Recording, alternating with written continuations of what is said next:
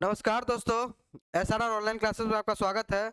हम देख रहे हैं सामाजिक विज्ञान क्लास 10th का इकोनॉमिक्स। कल शुरू कर दिए थे चैप्टर 1 अर्थव्यवस्था एवं उसके विकास का इतिहास। ठीक है, कैसा लगा? कल आप बहुत अच्छा रिस्पॉन्स दिया है।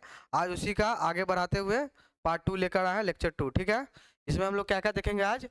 देखिए, उसको हम बता दिए आज क्या क्या पढ़ेंगे। पहला पढ़ेंगे अर्थव्यवस्था की आधारित संरचना, इंफ्रास्ट्रक्चर के बारे में पढ़ेंगे। ठीक है, आर्थिक विकास क्या होती है, आर्थिक विकास क्या होती है इसके बारे में जानेंगे। ठीक है, उसके बाद देखेंगे विकास के माप, अर्थव्यवस्था के विकास को एक देश कितना किया उसका माप कैसे करेंगे। ठीक है, उसके क्या संकेतक है जो दिखाता है कि यह अच्छा अर्थव्यवस्था या विकसित है या अविकासशील है या अविकसित है, ये कौन बताता है?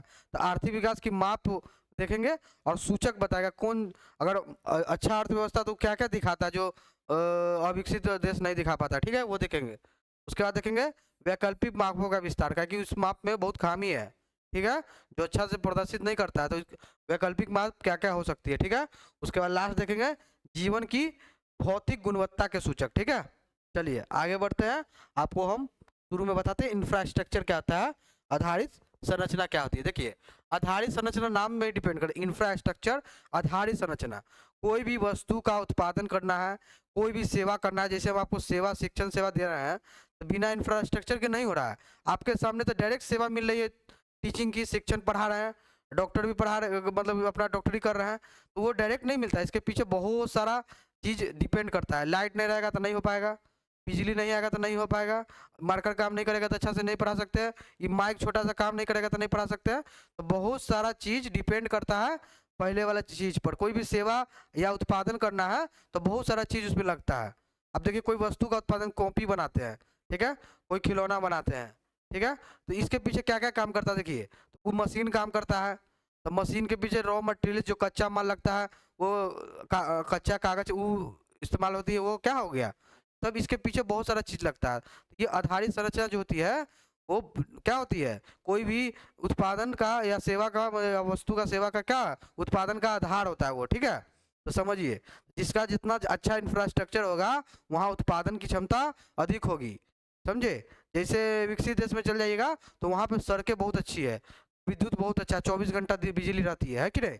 मुंबई जैसे शहर में चल जाइएगा तो वहाँ पे आधारभूत संरचना टॉप लेवल का मिलता है। वहाँ सड़क अच्छा मिलेगा, नाली अच्छा मिलेगा, वहाँ का बिल्डिंग अच्छा मिलेगा, वहाँ हमेशा बिजली आते रहता है, पढ़ाई में भी उच्च क्वालिटी का रहता है। तो वहाँ पर हर चीज़ बढ़िया है, तो वहाँ पर हर चीज़ बढ़िया भी मिलता है, क्वालिटी भी। वहाँ पर लोगों का शिक्षण जो होता है, वहाँ का आदमी का अच्छा ट्रेंड भी मिलता है, स्किल्ड भी मिलता है, ताकि पढ़ाई टॉप लेवल का है कि नहीं? तो यही बात होता है आधारभूत संरचना क्या होती है। देखिए क्या होती है, देखिए, किसी भी वस्तु और सेवाओं के उत्पादन में कुछ मूल चीजों की आवश्यकता होती है। कोई भी चीज आपको बनाना है तो कुछ मूल चीजें चाहिए, आधारभूत चीजें। ठीक है, जिसे कहते पूंजी ढांचा या आधार, आधार की आवश्यकता होती है। ठीक है, इसको आधार की आवश्यकता होती है। जैसे देखिए, जैसे क्या होती है, सड़क। अब देखिए, कोई आधारभूत संरचना में माना जाता है कि आप 1 रुपया खर्च कीजिएगा ना तो 2.5 रुपया देगा। देखिए, अगर 100 रुपया खर्च कर दिए आधारभूत संरचना में तो ये आपको 250 रुपया रिटर्न देता है। इसलिए आजकल की सरकारें क्या कर रही है कि हम क्या बना दिए, रोड बना दिए, पुल बना दिए, सड़क बना दिए, विद्यालय खोल दिए। तो ये सब इंफ्रास्ट्रक्चर सरकार बनाती है, अपना पूंजी बढ़ा रही है। उसको जब भी बेचेगी सरकार को पैसा आ सकता है, समझिए पूंजी बढ़ा रही है। आप भी देखिएगा, तो जब आप पूंजी पे खर्च कीजिएगा, जब अपना पे पढ़ाई पे खर्च करते हैं या कुछ पूंजी खरीद लेते हैं, बिल्डिंग बना ली है या कुछ भी जमीन खरीद ली है, इससे क्या होता है? आपको रिटर्न बाद में कितना देता है? 2.5 गुना देता है कि नहीं? उससे भी ज़्यादा देता है। यही यही होता है अर्थव्यवस्था में। अगर सड़क, सरकार अर्थव्यवस्था में सड़क बना देती है गांव में चाहे शहर में, तो क्या होती है, उसे उसका इस्तेमाल कई तरह से होता है। लोग आसानी से बाहर जाते हैं, कमाने के लिए आते हैं, कोई दिक्कत नहीं है। लोग क्या करते हैं, वहाँ पे कोई भी चीज़ आने आने में कोई दिक्कत नहीं होता, कुछ कोई भी चीज़ आ जाता है, वहाँ पे किसी को पहुँचना रहता है आसानी हो जाता है, जाना रहता है तो आसानी हो जाता है। इससे क्या होती है, उसका जुड़ाव हो जाता है पूरे भारत से। पूरे मतलब मान लेते गाँव में है तो पूरा भारत से उसका जुड़ाव हो जाता है सड़क के द्वारा। अगर संचार माध्यम अच्छा कर दिए, तो जैसे इंटरनेट पहुँचा दिए गाँव में, तो इससे क्या हुआ, लोग क्या हुए, जागरूक हुए। गांव गांव में देखते हैं इंटरनेट से लोग बहुत पैसा कमा रहा है, या इंटरनेट से बहुत अच्छा पढ़ाई कर रहा है, इंटरनेट से बहुत सारा खेल सीख जा रहा है और इंटरनेशनल लेवल पे उसको ज्ञान हो रहा है कि नहीं? इससे कितना लाभ हो रहा है उस गांव को, उस व्यक्ति को, है कि नहीं? तो ये क्या होती है, बहुत फायदा करता है आधारभूत संरचना। ठीक है, चलिए, जैसे इसमें क्या आती है, यातायात, कोई भी चीज का आना जाना, वस्तु या व्यक्ति का। ठीक है, विद्युत, करंट, बिजली। अगर कहीं गांव में बिजली पहुंचा देते तो उसका विकास कितना हो जाता है कि नहीं। वो हर चीज़, बहुत चीज़ उसका लाभ मिल जाता है। पंपी सेट चलने लगता है, मोबाइल फ़ोन या बहुत कुछ काम करने लगता है कि नहीं। विद्युत जो करंट होता है, बिजली होता है, वो भी आधारभूत संरचना में आता है। कोई उपकरण हो गया, अब कोई मशीन, जैसे मान लीजिए कोई कोई भी चीज़ उत्पादन करने में टूल्स लगता है, टूल्स उपकरण लगता है, कोई मशीन लगता है, वो भी क्या आता है, आधारभूत संरचना में आती है। ठीक है, जैसे भारी उद्योग है हम लोग के देश में, जो कच्चे लोहा से लोहा बनाते हैं, ये सब क्या देश का आधारभूत संरचना है। यही लोहा देता है जो इससे जेसीबी, कार और बहुत सारा चीज़ बनता है कि नहीं।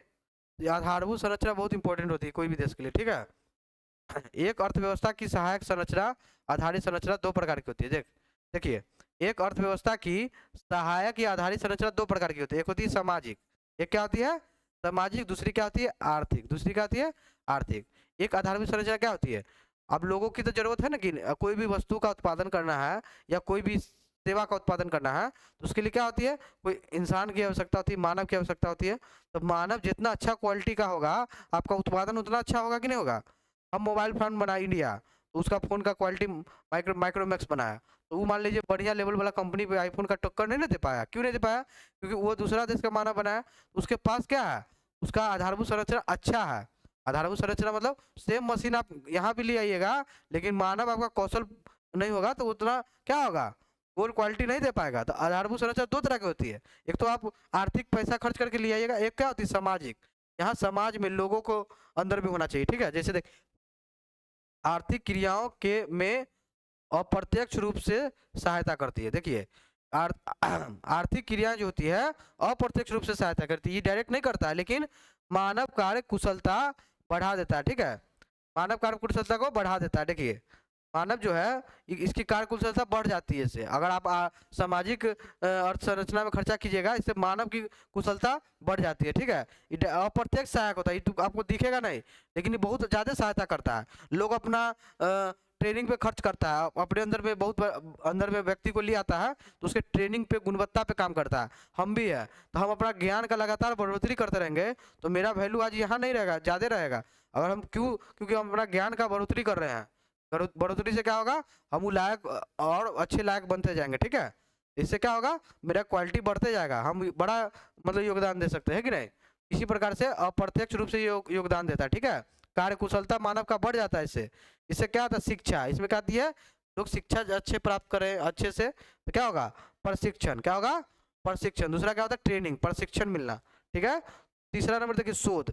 बहुत सारा देश है ना, शोध पे बहुत ज़्यादा खर्च करता है। जैसे इजराइल देखिएगा, देश जो है वो 2.5% जीडीपी का खर्च करता है कि नहीं, 10% तक खर्च करता है कि नहीं। भारत का खर्च बहुत कम है, 5% भी नहीं है, 2 पॉइंट कुछ परसेंट है। ठीक है, तो वो सब 10% खर्च करता है। शोध मतलब समझिए, शोध मतलब होता है कोई भी चीज़, आपको नया चीज़ बनना है तो उसके लिए क्या होती है, रिसर्च की जरूरत होती है। आपको अगर कोई भी नया चीज़ का आविष्कार चाहिए तो इसके लिए क्या जरूरत होगा, शोध का जरूरत होगा, रिसर्च करना होगा, इन्वेंशन करना होगा, और उसको इम्प्रूवमेंट करने के लिए क्या होगा, शोध करना होगा कि इससे अच्छा वेरिएंट बनाए, इसको अपग्रेड करे। तो जैसे आईफोन का अपग्रेडेशन कैसे आता है, उस पर लगातार रिसर्च कर रहा है। 5G आ गया, 6G पे क्या कर रहा है, शोध हो रहा है, काम हो रहा है, ये शोध होता है। भारत अगर इस पे काम नहीं करेगा तो क्या होगा, भारत का विकास उतना लेवल का होगा नहीं ना होगा। तो कोई भी देखिए शोध कर रहा है तो डायरेक्ट देखिए कितना विकास कर रहा है। ये सब क्या होती है, ये सब सामाजिक विकास है। शोध, स्वास्थ्य, अब लोगों का स्वास्थ्य ठीक नहीं है तो क्या आउटपुट देगा, वो 8 घंटा भी काम करेगा तो आपको 1 घंटा का रिजल्ट नहीं देगा। अब वही आदमी स्वस्थ है, पोषण युक्त है, तो क्या करेगा, 1 घंटा काम करेगा लेकिन 2-3 घंटा का काम दे सकता है। तो स्वस्थ भी जरूरी है, लोगों का परिवार का कल्याण भी होना चाहिए। अब लोग परिवार के समस्या से जूझ रहा है, उसके परेशानियों में झेले हुआ है, तो क्या होगा, इससे वो आउटपुट नहीं अच्छा देता है। ठीक है, लास्ट क्या है, आवास, लास्ट क्या है, आवास। ठीक है, अब देखिए आर्थिक विकास क्या है, आर्थिक अवसंरचना। आर्थिक संरचना उत्पादन क्रिया में प्रत्यक्ष रूप से भाग लेती है। आप एक मशीन लाए, आप 2 मशीन ले आइए, तो आपका दिखने लगेगा कि डायरेक्ट आपका उत्पादन बढ़ गया है कि नहीं। पहले 1 कॉपी बन रहा था, तो आप 10 कॉपी बनने लगेगा, 10 को मशीन ले आइएगा, तो है कि नहीं। तो आप आर्थिक क्रिया जैसे बढ़ाइएगा वैसे आपका उत्पादन बढ़ने लगेगा। ठीक है, चलिए देखिए, यह प्रत्यक्ष रूप से उत्पादन को बढ़ाती है। ठीक है, सहयोग देती है। देखिए जैसे यातायात को बढ़ाना, अब यातायात अच्छा कर दिए, ठीक है, संचार सुविधा अच्छा कर दिए, शक्ति, बिजली, पानी, शक्ति, सिंचाई, मौद्रिक एवं वित्तीय संस्था का, ये सब क्या होती है, आर्थिक संरचना अवसंरचना होती है। ठीक है, समझ गए क्या होती है, इंफ्रास्ट्रक्चर अवसंरचना। चलिए आगे बढ़ते हैं। देखिए आर्थिक विकास, इकोनॉमिक डेवलपमेंट क्या होता है? इकोनॉमिक डेवलपमेंट, आर्थिक विकास क्या है समझिए। उत्पादन एवं आय में होने वाली वृद्धि। क्या होती है? उत्पादन एवं आय में होने वाली वृद्धि। अब देखिए आर्थिक विकास क्या होती है समझिए अच्छा से, ठीक है। आर्थिक विकास क्या होती है समझिए अच्छा से। देखिए आर्थिक विकास पढ़ रहे थे, आर्थिक विकास क्या होता है समझिए। आर्थिक विकास आपको कल भी बताए थे कि आर्थिक विकास के बारे में कुछ बता दिए थे। क्या कहता थे कि मानव जो है अपने पुराने समय से क्या है, लगातार अग्रसर है विकास के लिए। विकास क्यों कर रहा है? क्योंकि आवश्यकताएं लोगों की बढ़ रही है, जनसंख्या बढ़ने के साथ, है कि नहीं? तो लोगों की आवश्यकता बढ़ रही है, तो विकास का स्तर अगर यहाँ पे पूछेगा भारत में विकासशील देशों में, तो उसका आय बढ़ जाता तो मान लेता कि मेरा विकास हो गया, ठीक है। तब क्या सामान्य तौर पे माना जाता है कि उत्पादन कोई देश में बढ़ रहा है या लगातार आय में बढ़ोतरी हो रही है, लोगों का इनकम बढ़ रहा है, तो उससे क्या हो रहा है, उसका विकास हो रहा है, ठीक है। वो ज्यादा अपने आवश्यकता को पूरा कर रहा है, तो इससे उसको क्या मानता हूँ कि विकास हो रहा है। लेकिन यह विकसित देशों के लिए नहीं है। विकसित देशों के लिए यह परिभाषा गलत हो जाएगा, क्योंकि उत्पादन वहाँ पे बढ़ता नहीं है, वहाँ उत्पादन लोग करता ही नहीं है। अमेरिका में चल जाइएगा तो जो भी चीज़ होता है ना वो डायरेक्ट इंपोर्ट करता है, चाइना से ये सब, कोई देश से ये सब क्या कर रहा था, अमेरिका खरीद लेता है, क्योंकि वहाँ पे पूंजीवादी अर्थव्यवस्था, वहाँ पे बहुत पैसा है, वो लोग विकसित हो गया, उन लोग के पास पैसा बहुत है, उन लोग का आय भी बढ़ोतरी उतना नहीं होता, क्योंकि उन लोग का बैंक जो इंटरेस्ट देता है 1% 2% देता है, कितनों बढ़िया लगाएगी, इसलिए उन लोग का पैसा कहाँ लगता है, विकासशील देशों में आता है पैसा इन्वेस्ट करने। यहाँ पे 7% 8% 10% 15% रिटर्न मिलता है कि नहीं? वहाँ पे जमा में कोई पैसा रिटर्न नहीं आता इतना, तो वहाँ पे ना आय का बढ़ोतरी हो रहा है ना वहाँ पे उत्पादन हो रहा है, तो विकसित देशों के लिए परिभाषा गलत हो गया, उसको जो चाहिए वो मंगा लेता है, ठीक है। तो उसके लिए विकास क्या होगा, देखिए विकास क्या होता है, दो गो अवधारणा बाद में बताएंगे, पहले ये समझिए नया अवधारणा क्या निकला है। प्राकृतिक एवं मानवीय साधनों के कुशल प्रयोग। प्राकृतिक साधन, प्राकृतिक साधन, प्राकृतिक साधन जो है उसका यूज कर रहा है लोग, ठीक है। या मानवकृत साधन, जो मानव बनाया, मानव की आपका दो गो जरूरत हो सकता है, एक होता है प्राकृतिक, एक होता है मानवकृत। तो जो भी अपना साधनों को पूर्ति अच्छा से कर लेता है उसको क्या कहते हैं, आर्थिक विकास उसका अच्छा है। जो आसानी से प्रयोग कर पा रहा है, जो आसानी से साधनों का यूज कर ले रहा है, आसानी से उसको अपना इस्तेमाल में ले रहा है, तो वो क्या है, विकसित है। ये नया परिभाषा है, ठीक है। अब दो गो चीज समझिए अवधारणा, राष्ट्रीय आय और प्रति व्यक्ति आय। प्रति व्यक्ति आय को पीसीआई कहते हैं, पर कैपिटा इनकम। क्या कहते हैं इसको, per capita, per capita income, per capita income कहते हैं इसको। देखिए क्या होती है, और इसको राष्ट्रीय आय कहते हैं, नेशनल इनकम। देश की आय, देश की आय राष्ट्रीय आय है कि नहीं? अब बताइए देश कमाता है क्या? देश एक आदमी है? देश तो आदमी नहीं है, ये कैसे कमाता होगा? देश कोई आदमी है जो जाके कमाता है? नहीं, देश में रहने वाले लोग कमाते हैं, देश के अंदर रहने वाले लोग कमाते हैं, ठीक है। तो देश की आय हो जाती है। अगर घर में सब लोग कमाए, घर की आय क्या होती है, आपके घर की इनकम क्या है, तो क्या बताइएगा, हम लोग सबका इनकम जोड़ लेंगे तो मेरा घर का इनकम हो जाएगा कि नहीं?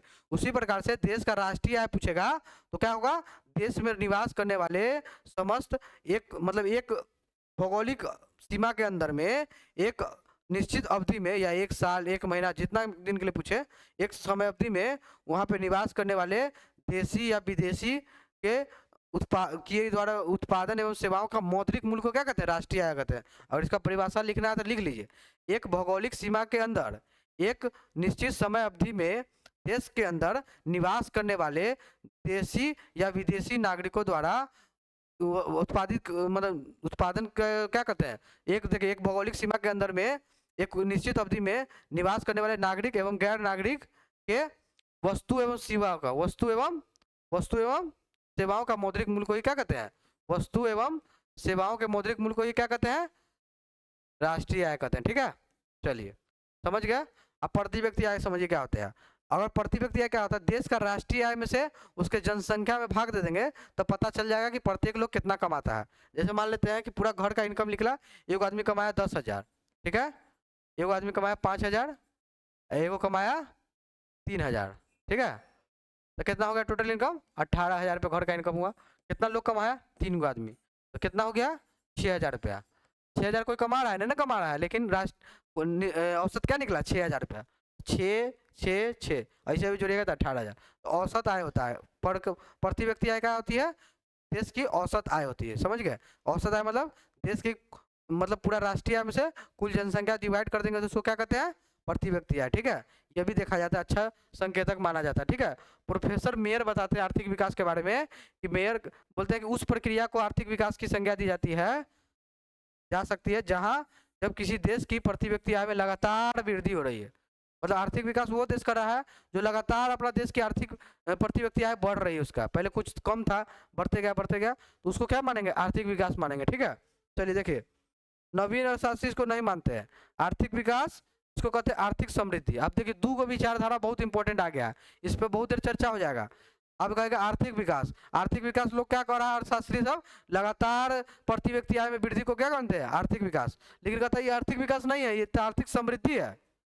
जैसे मान लीजिए यहाँ पर क्या कर रहा है, एक 10,000 कमा रहा था, एक 5,000 कमा रहा था, एक 3,000 कमा रहा था, लेकिन हम लोग प्रति व्यक्ति आय निकाले थे, कितना दिखा? 6,000 रुपया। तो आपको कितना अच्छा लगा कि सब लोग 6,000 रुपया कमा रहा है। लेकिन कैसा हो रहा है? नहीं ना हो रहा। हम इसमें एक 4 से डिवाइड कर देंगे या 5 से डिवाइड कर देंगे, और मान लेते हैं यहाँ पे 2 आदमी बेरोजगार है, 0 रुपया कमा रहा है, तो इसमें 5 से डिवाइड होगा 18,000 रुपये में। 18,000 में किसे डिवाइड होगा? 5 से, तो कितना आएगा? 3600 रुपया आ जाएगा। कितना आ जाएगा? 3600 रुपया सब लोग कमाता है। अब देखिए 2 लोग बेरोजगार है, लेकिन उसका गिनती हो रहा है इसमें, तो प्रति व्यक्ति आय कभी भी आर्थिक विकास को नहीं बताता है, ये तो बहुत चीज छुपा लेता है। ये बेरोजगारी को छुपा लिया है, सब कह रहा है 3600 रुपया कमा रहा है, लेकिन 3600 कमा रहा है क्या? नहीं कमा रहा। 2 लोग क्या है? बेरोजगार है, लेकिन तब भी क्या कर रहा है कि 3600 रुपये कमा रहा है। कब? जब प्रति व्यक्ति आय निकाले तब। इसलिए इसमें बहुत खामी है, तो लोग इसको कभी आधार नहीं बनाता है। और जो भी देश प्रति व्यक्ति आय को आधार बनाएगा वो बहुत चीज छुपा लेता है इंटरनेशनल लेवल पर, इसलिए आप इसको उतना वैल्यू नहीं देता प्रति व्यक्ति आय को। देखिए समझिए आगे क्या है। देखिए आर्थिक समृद्धि और आर्थिक विकास क्या होती है, दोनों में अंतर समझिए। आर्थिक समृद्धि क्या है? एक आयामी है। अगर कोई चीज का बढ़ोतरी हो रहा है, बस आर्थिक एक आयामी है, बस किसी चीज को बढ़ोतरी को दिखाता है। जैसे लंबाई में वृद्धि, किसी का लंबाई बढ़ गया, या बैलून का गुब्बारा फूल रहा था, क्या होता है? समृद्धि हो गया। क्या हो गया? समृद्धि हो गया। लेकिन विकास नहीं हुआ। विकास मतलब क्या होता है? पूरा हर तरह से विकास बहुआयामी होता है। विकास क्या होता है? बहुआयामी। जब आपका विकास होगा तो बहुत चीज को आप पूरा कर सकते हैं, हर चीज का तरह से आपका डेवलपमेंट होता है। आपका शिक्षा बढ़ जाएगा, आपका क्या हो जाएगा? आपको रोजगार हो जाएगा हर जगह। आपका क्या होगा? निर्धनता गरीबी कम हो जाएगा, आपका कल्याण होगा, जीवन स्तर बढ़ जाएगा, स्वास्थ्य ठीक हो जाएगा, पोषण आ जाएगा, कुपोषण का शिकार नहीं रहता है कि नहीं।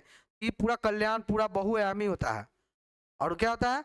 अचानक अचानक क्या होता है? अब इसको समझिएगा तो अच्छा से समझिए। आर्थिक समृद्धि में क्या होता है? एक गरीब आदमी, भिखारी आदमी भी एक लॉटरी खरीदेगा, अचानक उसको लॉटरी पड़ गया तो विकास कर गया क्या? अब दिमाग लगाइए, समझिए, बहुत बड़ा चीज है। अगर एक गरीब आदमी को पैसा मिल गया गिरा हुआ 1,00,000 रुपया, उसका तो इनकम बढ़ गया 1,00,000 रुपया उस महीना में, तो उस महीना में विकास कर लिया? नहीं ना हुआ। क्यों? क्योंकि उसका ना स्वास्थ्य अच्छा हुआ, मतलब कुछ अपना 1,00,000 रुपया खर्च करके कुछ कर लेगा, लेकिन उससे उसका विकास हुआ क्या? उससे उसका विकास होगा? दीर्घकालिक विकास होगा? हो सकता है 1 महीना वो अच्छा से जिंदगी गुजारेगा, बस। उसका उसका विकास मतलब क्या होता है? विकास हमेशा आपके साथ रहता है। आपका शिक्षा जो एक बार मिल गया, वो एक दिन क्या आपको जीवन भर साथ रहता है कि नहीं। एक बार अच्छा स्वास्थ्य मिल गया तो अच्छा समय तक रहता है साथ, है कि नहीं। एक बार आपको अंदर ज्ञान आ गया, ये सब आ गया, तो लंबे समय तक विकास मतलब होता है ओवरऑल डेवलपमेंट होता है कि नहीं। तो समझिए यह एक बहुआयामी और व्यापक प्रक्रिया है, ठीक है। एक बहुआयामी और व्यापक होता है, ठीक है। जैसे राष्ट्रीय आय का वितरण, आप देखिए इसमें राष्ट्रीय आय का वितरण दिखा रहा है, राष्ट्रीय आय नहीं कर रहा है। देश का इनकम बढ़ गया, एक एक आदमी अंबानी का पैसा जोड़ लीजिएगा तो देश का इनकम बहुत हो जाएगा। अब बाकी लोग का गरीबी है, भिखारी है, कुछ नहीं कमा रहा है ना, तभी राष्ट्रीय आय दिखाएगा कि बहुत है, बल्कि लोग इतना कमा नहीं रहा है, ठीक है। तो उसमें आय का वितरण दिखाता है। देश तो इनकम कर रहा है, लेकिन उसमें लोग कितना कमा रहे हैं, लोग का क्या भागीदारी है, ये चेक करना है। यह विकास को दिखाता है कि नहीं। मानव के जीवन स्तर में सुधार, मानव के जीवन स्तर में सुधार, लाइफ लाइफ उसका लाइफ एक्सपेक्टेंसी उसका बढ़ गया, जीवन स्तर लेवल बढ़ गया उसका। अब वो पहले दूसरा तरीका से रहता था, अब उसका जीवन स्तर बढ़ गया, लेवल उसका ऊंचा हो गया, तो अब माना जाता है कि क्या विकास किया हो, ठीक है।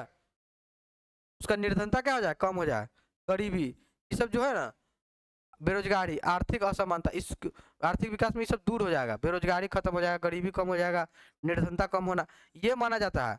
बहुत सारा देश, भारत भी देखिएगा तो भारत अभी क्या देश नंबर पे आता है, भारत अभी चौथा नंबर पे है कि नहीं। भारत की अर्थव्यवस्था क्या है, चौथा नंबर पे है, लेकिन वहां पे देखिएगा तो गरीबी, निर्धनता, बेरोजगारी पश्चिमा, छठा, सतमा देशों से भी ज्यादा है। तो कहिएगा भारत को हटाओ यहाँ से, क्या है, क्योंकि इसका तो बहुत स्थिति खराब है। लग रहा है कि 10वें नंबर वाला देश का तुलना में बहुत खराब स्थिति है। क्यों? यहाँ पर निर्धनता, गरीबी, बेरोजगारी बहुत ज्यादा है, लेकिन टोटल राष्ट्रीय आय के हिसाब से देखा जाए तो भारत क्या है, आगे हो गया, क्योंकि यहाँ पे इतना जनसंख्या है कि नहीं। सब लोग 5,000 कमाएगा तो कितना रुपया हो जाएगा, क्या कितना जनसंख्या है हम लोग का। ठीक है। चलिए देखिए, आर्थिक समृद्धि और क्या होता है के साथ, इसमें क्या होता है, आर्थिक समृद्धि और आर्थिक विकास, इसके साथ साथ साधनों का वितरण होता है, ठीक है, संसाधनों का वितरण। आर्थिक समृद्धि कब आर्थिक विकास में बदलेगा, आर्थिक समृद्धि कर लिया, देश का विकास, पैसा इनकम आने लगा, लेकिन विकास कब नहीं, कब कहलाएगा, जब उस संसाधनों का वितरण होगा लोगों में। सरकार का काम क्या है, असमानताओं को दूर करना, लोगों को गरीबी से बाहर निकालना, संसाधनों का उचित प्रयोग करना, जिससे सब लोग की आवश्यकता का पूर्ति हो सके। हम बताए थे ना अर्थव्यवस्था क्या होती है, ऐसा जिसमें क्या हो, सरकार का काम क्या होता है कि सबके आवश्यकताओं की पूर्ति करना, उसी संसाधन का प्रयोग करते हुए जो जो सभी के आवश्यकताओं की, मूलभूत आवश्यकताओं की पूर्ति करना होता है कि नहीं। और तभी ना सरकार क्या करती है, राशन मुफ्त दे रही है, क्या दे रही है, फ्री में चिकित्सा सुविधा दे रही है, क्या है, क्योंकि वो सरकार का जो इनकम हुआ है इतना, देश में जो इनकम बढ़ गया है उसका यूज भी तो करना है, पैसा को रखना था क्या। जब देश का इतना इनकम हो गया, राष्ट्रीय आय इतना टैक्स में इनकम होता है, जो बजट आता है उसको रखा जाता है क्या, उसको खर्च किया जाता है, किस पे खर्च किया, लोगों पर ही, देश पर ही खर्च किया जाता है कि नहीं। दो तरह से खर्च होता है, एक क्या होता है पूंजीगत, एगो बताते ना क्या होता है, जो बजट में क्या होता है खर्च के बारे में दिया रहता है कि इतना इनकम आएगा और इतना खर्च होगा। एक होता है पूंजीगत खर्च, एक होता है राजस्व खर्च, पूंजीगत एक होता है राजस्व खर्च। पूंजीगत खर्च मतलब क्या होता है, पूंजीगत खर्च मतलब कि सरकार कुछ चीज खरीद रही है। अब जैसे मेरे पास पैसा आया तो हम दो तरीका से खर्च कर सकते हैं, समझिए। या तो एक क्या कर लिए, एक जमीन खरीद लिए, गांव खरीद लिए, समझ में आया, गाड़ी खरीद लिए, ठीक है, तो उससे क्या हो गया कि वो एक पूंजी मेरा इकट्ठा हो गया, उसको कभी भी बेच सकते हैं। और दूसरा क्या किए, वो पैसा को खा पी के उड़ा दिए, घूम लिए, मनोरंजन कर लिए, तो ये पैसा लॉस हो गया, अभी पैसा नहीं आने वाला है। तो सरकार का भी कुछ खर्च ऐसा होता है, राजस्व खर्च होता है, जो कहीं वृद्धा पेंशन दे दिया, या कोई दान दे दिया, सब्सिडी दे दिया, सरकार बहुत कुछ खर्च कर दिया कि नहीं, यह पॉलिसी या नीति में इतना पैसा लगा देती है, ये राजस्व खर्च है, सरकार को पैसा नहीं आने वाला है। लेकिन पूंजीगत खर्च है, एक हॉस्पिटल बना देगी सरकार या एक एयरपोर्ट बना देगी तो उसको लीज पर बेच सकती है बाद में प्राइवेट कंपनी को, समझे, ये होता है पूंजीगत खर्च, समझिए। चलिए आगे बढ़ते हैं। अब है विकास की माप एवं संकेतक, ठीक है, विकास की माप कैसे की जाती है, ठीक है, विकास की माप समझिए। विश्व बैंक जो है, वर्ल्ड बैंक, वो उसके 2006 में एक विश्व विकास रिपोर्ट निकाला, वर्ल्ड डेवलपमेंट रिपोर्ट। कौन निकाला, विश्व बैंक। वर्ल्ड बैंक है ना, इंटरनेशनल में दो बैंक है, IMF और world bank, international monetary fund और वर्ल्ड बैंक। ये क्या किया, 2006 में एक रिपोर्ट निकाला, उसका नाम है विश्व विकास रिपोर्ट। वो क्या बता रहा है, किसी देश का विकास को तय करता है। 2004 में क्या बताया गया था, PCI मतलब पर कैपिटा इनकम, प्रति व्यक्ति आय, पर कैपिटा इनकम को क्या लिख दिया हिंदी शॉर्टकट में, PCI, प्रति व्यक्ति आय।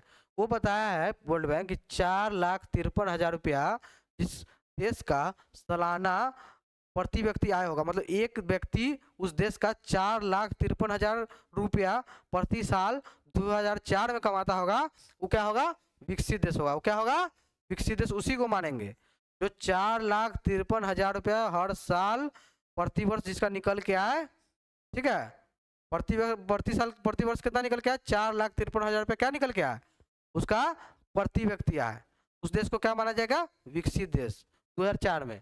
और अब सुनिए, 37,000 रुपया पर ईयर जो होगा, 37,000 या उससे नीचे होगा, उसको क्या मानेंगे, अविकसित देश, है कि नहीं। तो भारत का इनकम जो था 2004 में, देखिए कब था, 2004 में क्या था, ये मिनिमम से भी नीचे था, 28,000 रुपया। भारत क्या हो गया, विकसित देश है कि अविकसित देश था, गरीब देश पे कहलाया भारत 2004 में, क्योंकि यहाँ पर 28,000 रुपया सालाना इनकम हो रहा है लोगों को, ठीक है। 2012-13 में देखिएगा तो ये बढ़ा है, 68,757 हो गया। तो 2012-13 में तो ये सब तो और बढ़ गया होगा। भारत अभी भी क्या है, निर्धन गरीब देश है, भले ही चौथा नंबर पर इकोनॉमी हो गया अर्थव्यवस्था, लेकिन अभी भी भारत क्या है, गरीब है, ठीक है। इसको समझिए क्या होता है, RYRP, समझिए, ये मतलब होता है कि इनकम, ये होता है पॉपुलेशन। अगर आपका इनकम और इनकम ज़्यादा हो गया, इनकम ज़्यादा है पॉपुलेशन से, तो आपका प्रति व्यक्ति आय बढ़ेगा, मतलब देश का कुल पूंजी, कुल कमाई बढ़ गया, राष्ट्रीय आय बढ़ रहा है, लेकिन जनसंख्या थोड़ा सा स्थिर है, ज़्यादा नहीं बढ़ा, लेकिन पैसा ज़्यादा बढ़ गया, तो देश का प्रति व्यक्ति आय लगातार बढ़ा हुआ दिखाई देगा। अब क्या हुआ, राष्ट्रीय आय तो बढ़ा लेकिन जनसंख्या भी बढ़ गया, तो फिर डिवाइड हो जाएगा ज़्यादा आदमी में, है कि नहीं। तो क्या होगा, तब प्रति व्यक्ति आय हो सकता है और घट भी जाए, इसे बढ़ना चाहिए, घट जाए क्योंकि जनसंख्या ज़्यादा हो गया है। वहाँ पे उसमें भी तो बटेगा ना पैसा। जो बेरोजगार होगा, निर्धन होगा, सबका पैसा इनकम क्या होता है, प्रति व्यक्ति आय क्या होता है, औसत आय होता है, उसमें सबका कमाई दिखाता है। बताए थे पीछे एग्जाम्पल देखे डिवाइड करके। राष्ट्रीय आय बढ़ेगी, जनसंख्या भी बढ़ेगा, तो पर कैपिटा इनकम फिक्स रहेगा, दोनों उसी अनुपात में बढ़ा था। राष्ट्रीय आय बढ़ी, जनसंख्या बहुत बढ़ गया, ट्रिपल बढ़ गया, तो क्या होगा, पर कैपिटा इनकम नीचे चल जाएगा। दो अर्थव्यवस्था की तुलना पर कैपिटा इनकम से की जाती है। आज विकसित देश अविकसित देश क्यों कहते हैं? एगो बढ़िया डेवलप कंट्री है, एगो कहता है निर्धन देश है। कब?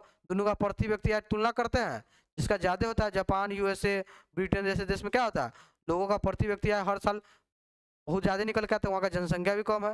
हम लोग का एक स्टेट उसका पूरा देश का जनसंख्या है कि नहीं, वहाँ पे क्या होता है, पर कैपिटा इनकम उन लोग का ज़्यादा निकलता है, उन लोग का जनसंख्या नॉर्मल है और राष्ट्रीय बहुत कमाई ज़्यादा करता है। ठीक है, तो वहाँ लोग का विकसित देश उसलिए कह रहा है उस लोग को। ठीक है, क्या है कि वहाँ का राष्ट्रीय आय जो इतना कमाई होता है सरकार का, उसको कम पॉपुलेशन में बांटना है। अब भारत के पास वो राष्ट्रीय आय है तो बहुत सारा जनसंख्या, उसको उस पर खर्च करना है, तो उसमें कितना ही खर्च कर पाएगा, समझ में आ रहा है? जैसे आप मान लीजिए कि 10,000 रुपये कमाए, तो हमको 20 बच्चा में खर्च करना है 10,000 रुपया, तो कितना रुपया खर्च होगा बताइए, 20 बच्चा में 10,000 रुपया है, 10,000 रुपया है, उसमें 20 बच्चा में खर्च करना है। देखिए सबको कितना निकलेगा, 500 रुपया। 500 रुपया उसका क्या खर्च करेंगे आप ही बताइए। लेकिन वही 10,000 रुपया इनकम है, दो बच्चा है, 2 बच्चा है, तो कितना खर्च होगा, एक बच्चा पे 5,000 रुपया खर्च करेंगे। 5,000 में क्या क्या कर सकते हैं, देखिए 500 की तुलना में 5,000 रुपया क्या होगा, बहुत बड़ा हो गया रकम, है कि नहीं? उसका विकास ज़्यादा होगा कि नहीं होगा? इसी प्रकार से देश में विकसित देश में लोग की आवश्यकता ज़्यादा पूर्ति होती है। समझ में आया? यही कारण है। क्यों कारण है? क्योंकि वहाँ पर जितना राष्ट्रीय आय आता है ना, उसका जनसंख्या कम रहता है, तो प्रत्येक आदमी के हिस्सा में ज़्यादा खर्च करने का पैसा मिलता है। अब भारत जैसे देश में जनसंख्या इतना है और वहाँ का राष्ट्रीय आय ज़्यादा होने पर भी इतना जनसंख्या, जिससे क्या होती है, वहाँ पे औसत आय घट जाता है। ठीक है, चलिए देखिए 2013 में तो बता दिए थे, आर्थिक विकास ज़्यादा है, आर्थिक समृद्धि बढ़ेगा। देखिए ये क्या कह रहा है यहाँ पे, समझिए, आर्थिक विकास हुई, आर्थिक समृद्धि अवश्य होगा। अगर आर्थिक कोई का देश का आर्थिक विकास हुआ तो समृद्धि भी अवश्य होगा। लेकिन आर्थिक समृद्धि हुई लेकिन उसका वितरण नहीं हुआ, लोगों में उस पर खर्च नहीं किया हुआ, कुछ एक ही लोग क्या किया, बहुत अच्छा कमा लिया, पूंजीपति उस लोग का बहुत बिजनेस कर लिया दूसरा देश में, तो उसका उस देश का आर्थिक समृद्धि तो बढ़ेगा, लेकिन उसका देश का विकास हुआ नहीं हुआ, क्योंकि वहाँ के लोग अभी भी वैसे रह गए। लोग का ना शिक्षा बढ़ा, न लोग का जीवन स्तर बढ़ा, ना और कुछ बढ़वे नहीं किया, पोषण स्तर ये सब बढ़वे नहीं किया, स्वास्थ्य ये सब, तो वहाँ का क्या होगा, विकास नहीं होगा, आर्थिक विकास। ये दोनों समझ लीजिए, आर्थिक विकास बढ़ा तो आर्थिक समृद्धि अवश्य बढ़ेगा, लेकिन आर्थिक समृद्धि बढ़ेगा तो आर्थिक विकास बढ़ भी सकता है और घट भी सकता है। ठीक है, चलिए अब समझिए क्या होता है वैकल्पिक मापों का विकास। तो राष्ट्रीय आय और प्रति व्यक्ति आय समझ गए कि अब बहुत उसमें खामी है, उसमें आर्थिक असमानता, गरीबी, निर्धनता, बेरोजगारी सबको छिपा लिया जाता है। बताए थे ना कि 5 लोग हैं, 2 लोग बेरोजगार है, तब भी सबका पैसा कितना निकला था, 3500 3600 निकाल के दिखाए थे ना। तो क्या होता है, ये सब बहुत चीज़ छुपा लेता है, बेरोजगारी, गरीबी सबको छुपा ले रहा है। लेकिन अब वैकल्पिक मापों की खोज की, तो क्या ऐसा माप है जो बताए कि सही में कोई अच्छा विकास कर रहा है कि नहीं कर रहा है कि नहीं, उसका माप निकालने का लगातार कोशिश चल रहा था अर्थशास्त्री द्वारा। देखिए वैकल्पिक मापों का विकास, आर्थिक विकास में राष्ट्रीय आय में प्रति व्यक्ति आय में बहुत ही खामियां हैं। प्रति व्यक्ति आय में और राष्ट्रीय आय में बता दिए बहुत खामियां हैं। इसमें आय के वितरण और असमानता को छिपा लिया जाता है, बता दिए थे। अब बताए थे ना कि एगो 10,000 कमा रहा है, एगो 5,000 कमा रहा है, एगो 3,000 कमा रहा है, दोनों 0 0 कमा रहा है। इसको निकालिएगा तो कितना निकलेगा, 18,000 को 5 से डिवाइड करिएगा तो कितना है, 3600 रुपये निकला। 2 लोग बेरोजगार है तब भी सब कर रहा है, 3600 सब कमा रहा है, कोई दिक्कत नहीं। समझ में? ये सब कुछ छुपा लिया जाता है, क्या कि औसत होता है। तो देखो और क्या होना चाहिए, असली में क्या होना चाहिए, वैकल्पिक स्तर क्या होना चाहिए, लोगों की जीवन प्रत्याशा देखिए। जैसे देखिएगा भारत जैसे देश में कि लोग कितना जीवन जी रहे हैं, उसका जीवन स्तर कितना ऊंचा है, वहाँ पे स्वास्थ्य सुविधा बता देगा कि नहीं बता देगा। ठीक है, वहाँ का लोग बता देगा कि अपना मेडिकल पे वो कितना खर्च कर पाता है, पता चला कि वहाँ 40 साल में मर जाता है लोग, तो क्या होगा, उसका जीवन स्तर ऐसा खराब हो जाएगा, उस देश का स्थिति कितना खराब होगा। इसलिए सरकार ज़्यादा से ज़्यादा बल देता है कि अपना हॉस्पिटल में खर्च करता है कि लोगों का कम से कम जीवन स्तर कुछ अच्छा हो, जीवन प्रत्याशा बढ़े, लोग कम से कम 62-72 साल तक आराम से जी बिना बीमारी का।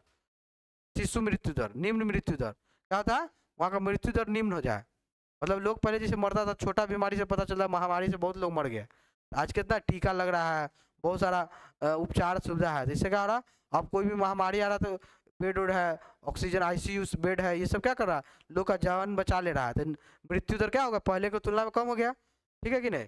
तो ये सब देखा जाता है। जीवन प्रत्याशा देखिए, निम्न मृत्यु दर देखिए, साक्षरता देखिए, लोग कितना पढ़े लिखे हैं, ये सब क्या बता रहा है ये। अभी विकल्प नया खोजा जा रहा है कि ये सब देखिए, राष्ट्रीय आयोग ये सब की जगह देखिए कोई देश कितना साक्षर है। इसलिए हर राज्य में साक्षरता का जनगणना हो रहा है। बिहार में तो क्या देखा जाएगा, साक्षरता, ये सब इनकम उनकम सब देखा जाता है, सब चीज ओवरऑल, है कि नहीं। यूएन ने सामाजिक विकास के लिए एक एक एक संगठन है, संस्था है, उसका नाम है संयुक्त राष्ट्र अनुसंधान विकास संस्था, इंग्लिश में देखिए UNRISD, United nation research institute for social development, United nation research for social development, ठीक है। यह कौन किया, विश्व यूनाइटेड नेशन संयुक्त राष्ट्र ने एक अनुसंधान विकास संस्था इसी का माप करता है, वैकल्पिक विकास मापों की माप करता है, ठीक है। चलिए आगे बढ़ते हैं।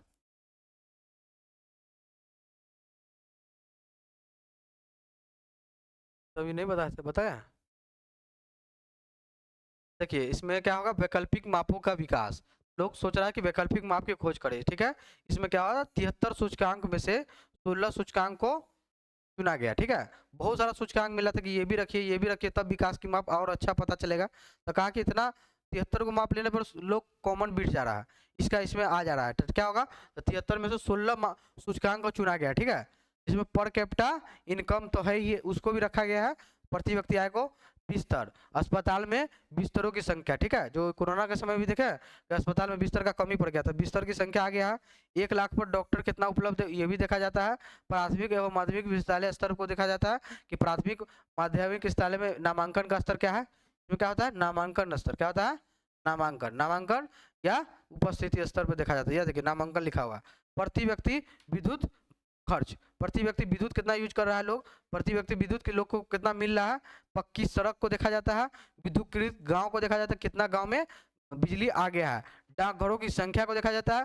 कृषि उत्पादन एवं से व्यक्ति के जीवन के स्तर में बढ़ाते हैं। यह कृषि उत्पादन एवं संगठन, कृषि उत्पादन एवं संगठन, यह सभी क्या होती है, व्यक्ति के जीवन स्तर को बढ़ाता है। ये इसलिए इस माप में इन सबको भी रखना चाहिए, कोई भी देश में इसलिए माप, इस सब के माप होते रहता है। इतना डॉक्टर पे, इतना विद्यालय पर इतना टीचर है कि नहीं, देखा जाता है कि नहीं। कम बढ़ता है तो टीचर की संख्या को बहाली किया जाता है। डॉक्टर की कमी है, 1 लाख व्यक्ति मरीज पर कितना डॉक्टर है, एवरेज इतना रहना चाहिए, उससे कम है तो क्या होता है, डॉक्टर का बहाली होता है कि नहीं। चलिए आगे देखिए। अब देखिए जैसे एक गाँव है, ठीक है, एक शहर है, बी एक शहर है, ठीक है। यहाँ पर क्या है, 1 लाख और 1 रुपया, यहाँ 2 लोग हैं, ठीक है। तो यहाँ पे क्या हो रही है, 1 लाख 1,000 बटा 2 कितना आया, 50,500 क्या आया, प्रति व्यक्ति आया। यहाँ पे देखिए 50,000 एगो कमा रहा है, दूसरा क्या कर रहा है, 51,000 कमा रहा है। तो यहाँ पर भी क्या निकला, 1,01,000 निकला, बटा तू किए तो यहाँ भी प्रति व्यक्ति आय कितना निकला। तो दोनों में तो समानता निकला, लेकिन दोनों में देखिए यहाँ समाज में क्या है, प्रत्येक लोग 5,000 एगो 50,000 एगो 51,000 कमा रहा है। अच्छा चीज है, लोग में बराबर कंपटीशन चल रहा है। कंपटीशन कितना बराबर है, एक 50,000 कमा रहा है, एक 51,000 कमा रहा है। तो ये बहुत अच्छा लगता है, लोग का जरूरत सब दोनों का पूरा हो रहा होगा। लेकिन यहाँ पर देखिए एगो कमा रहा 1 लाख, एगो कमा रहा कितना 1,000, एगो कमा रहा 1 लाख, एगो कमा रहा 1,000। ये अपना आवश्यकता का जरूरत से ज्यादा कमा रहा है, इसका इतना बचते कर लेगा और इसका जरूरत भी पूरा नहीं होगा। ये अच्छा विकास को नहीं दिखाता प्रति व्यक्ति आय, ठीक है ना, इसको कम करना चाहिए, ठीक है, सरकार को। चलिए देखिए, कई अर्थव्यवस्था ने आगत को नहीं निर्गत को महत्व दिया है। कोई अर्थशास्त्री, जो बहुत लोग अर्थशास्त्री है, ये सब कहा कि आगत है, नामांकन स्तर बढ़ जाना। अंतिम उद्देश्य क्या है, साक्षरता बनाना, साक्षरता, लिटरेसी रेट बढ़ जाना, कि लोग कितने पढ़े लिखे हैं वो ना देखिएगा। अब कितना एडमिशन हो रहा है, कितना विद्यालय खुल रहा है, कितना डॉक्टर है। डॉक्टर से आने से अच्छा है डॉक्टर आए चल जाए, जुटो के आए हाजिरी बना के चल जाए तो क्या होगा, इससे थोड़ी होता है। तो कोई भी चीज जो होता है, राष्ट्रीय आय जो होता है, राष्ट्रीय आय, ये सब आगत है। विद्यालय खुल जाना, एडमिशन हो जाना, डॉक्टर या अस्पतालों की संख्या बढ़ जाना, लोग हॉस्पिटल बना देगा, उतना बढ़िया सुविधा नहीं देगा तो होगा। अंतिम उद्देश्य क्या, जीवन स्तर बढ़ा, लोग का जीवन प्रत्याशा बढ़ा, अच्छा स्वास्थ्य सुविधा मिला, अच्छा पढ़ाई मिला, साक्षरता बढ़ गया। ये अंतिम, इसको ज्यादा वैल्यू देना चाहिए। तो पिछले में किसका वैल्यू दिया गया था, इस सबको वैल्यू दिया गया था, है कि नहीं। राष्ट्रीय के स्थान पर विकास एवं कल्याण लोगों को महत्व दिया जाता है, ठीक है। इसमें कहा गया राष्ट्रीय आय का कम स्थान दीजिए, लोगों का विकास और कल्याण हो, इसका ज्यादा महत्व दीजिए, ठीक है कि नहीं। तभी विचारक प्रयास कर रहे हैं कि अच्छा सूचक बनाया जाए जिससे अच्छा से आर्थिक विकास की गणना की जा सके। आर्थिक विकास और सामाजिक विकास दोनों उसमें शामिल हो, ठीक है। लोग पहले आर्थिक विकास का देख रहा है कितना इनकम हो रहा पैसा पे, लेकिन सामाजिक विकास छोड़ दिया गया। तो बहुत सारा नेता आता है किस पे काम करता है, सामाजिक विकास पर, बहुत सारा किस पे काम करता है, आर्थिक विकास पर, ठीक है। निष्कर्ष क्या निकला, आधुनिक विचारक ने आर्थिक विकास के साथ साथ गैर आर्थिक विकास या सामाजिक विकास को भी बहुत महत्व दिया, ठीक है। जीवन की गुणवत्ता बढ़ जाना, भौतिक गुणवत्ता सूचक है ना, जो मानव के विकास सूचक में महत्वपूर्ण है, ठीक है। चलिए आगे लास्ट टॉपिक देखते हैं। आगे है जीवन की भौतिक गुणवत्ता के सूचक। जीवन की भौतिक गुणवत्ता, भौतिक गुणवत्ता मतलब क्या होता है समझिए। लोग अपना एक होता है आंतरिक गुणवत्ता, एक होता है भौतिक गुणवत्ता। भौतिक गुणवत्ता होता है कि आप अपने जरूरत को, जो चीज है उसको आसानी से पूरा कर सकते हैं, कि नहीं। आंतरिक गुणवत्ता मतलब स्वच्छता होता है, आपका स्वास्थ्य होता है, पोषण अच्छा है, अंदर से स्वस्थ, यही सब होता है, ठीक है। तो भौतिक गुणवत्ता, मॉरिस डेविड मॉरिस एक विचारक है और शास्त्री है, उन्होंने 3 चीज को बताया। ऐसे तो बहुत चीज था, लेकिन उसमें से 100 में से 3 चीज को देखा। देखिए 100 में से 3 चीज छाटा है, यही अंतिम है। जीवन प्रत्याशा, लाइफ एक्सपेक्टेंसी, लोग कितना जीवन जी रहे हैं, है कि नहीं। दूसरा शिशु मृत्यु दर को दिया, इन्फेंट मोर्टेलिटी रेट, जब बच्चा का जन्म होता है तो उस समय उसका जो मेडिकल सुविधा अच्छा मिलता है कि नहीं, वो दिखाता है। तीसरा है मौलिक साक्षरता, लोग बेसिक पढ़ाई करते हैं कि नहीं, ये दिखाता है, ठीक है। तो ये हो गया अर्थव्यवस्था का आपका दूसरा क्लास था। इसमें बहुत अच्छा से आपको बताया है अर्थव्यवस्था का। लास्ट कल क्लास होगा, इसमें चैप्टर 1 आपका खत्म हो जाएगा। अगर अच्छा लगा होगा तो कमेंट करके अपना रिएक्शन दीजिएगा और सब्सक्राइब करके सपोर्ट कीजिएगा, ठीक है। धन्यवाद।